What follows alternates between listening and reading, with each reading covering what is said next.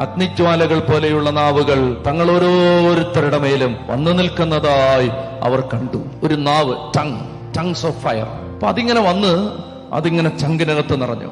ഇനി അങ്ങനെ നിറഞ്ഞിട്ട് പറയുന്നതും നിറയാതെ പറയുന്നതും വ്യത്യാസമുണ്ട്. ആത്മാവ് നിറഞ്ഞിട്ട് ഹല്ലേലൂയ പറയുന്നതും ആത്മാവ് നിറയാതെ ഹല്ലേലൂയ പറയുന്നതും രണ്ടും രണ്ടാ. ചങ്കിനകത്ത് ആത്മാവ് നിറഞ്ഞിട്ട് ഹല്ലേലൂയ പറഞ്ഞാൽ കേൾക്കുന്നവൻ അഭിഷേകം ഉണ്ടാവും. ചങ്കിനകത്ത് ആത്മാവ് നിറയാതെ ഹല്ലേലൂയ പറഞ്ഞാൽ കേൾക്കുന്നവൻ അരോചകത്വം ഉണ്ടാവും. അതുകൊണ്ട് പെന്തക്കോസ്തിയിൽ കാത്തിരിക്കുകയാണ് ആത്മാവേ, ചങ്കിനകത്ത് വന്നു നിറയണമേ.